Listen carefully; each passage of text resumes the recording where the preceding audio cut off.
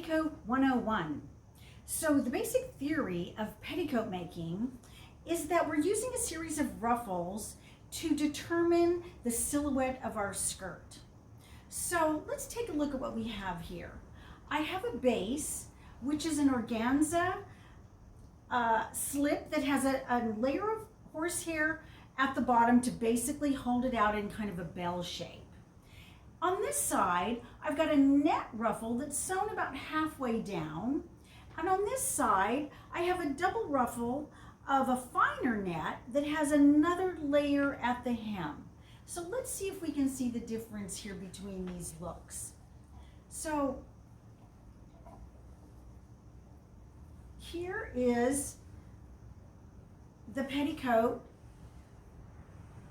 with that one layer that's holding it out, giving it a little body, and this fabric has enough loft that's holding it out nicely.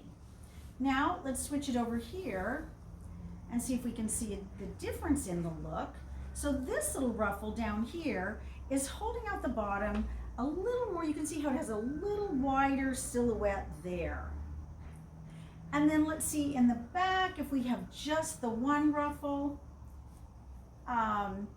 It's softer and it's making a more rounded, flat silhouette. So here again, you can see the difference between that little extra ruffle at the bottom, which is helping to kick that out, and here just the smoothness of that ruffle. And let's try it now with a softer fabric so we can really see what we've got. Here's quite a soft little silk, and we can tie this on and see if we can see the difference again with a softer fabric. So it's all about the height of these layers and the intensity of the net or whatever, or crinoline that you're using. So here we have the softer fabric, and here's the beginning of the ruffle, and you can see that what's happening here is that this is collapsing a little bit right here. So this heavier net does not really work with this light fabric. Let's see how the lighter one works. Okay, this is a little better, but now it's collapsing here at the bottom of this ruffle. So let's see what happens when we take that little ruffle off. Also keep in mind, you can change your silhouette by adding more ruffles in the back. You can add more ruffles on the sides. You can train it out for evening wear. So it's all about the building blocks of these ruffles. Okay, let's take a look now.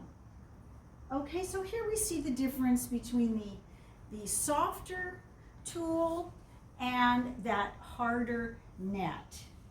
So it's all about experimentation and figuring out what silhouette you're trying to achieve and what works best with the fabric you have. I'd like to show you one more thing, which is another little petticoat piece I've made out of using horsehair. So I'm going to take these off. And so you can see that hopefully that these building blocks can be used in many different ways. They can be used to bustle out the back.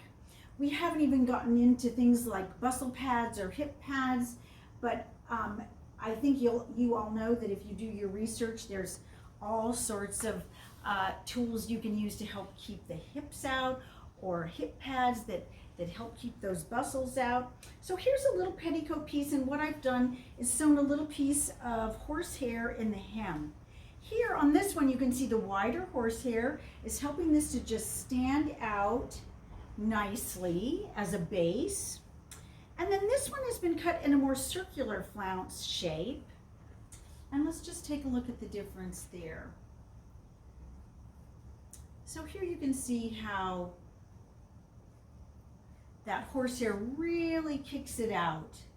And this would be very charming in sort of a 50s style dress with a full skirt, or a summer dress.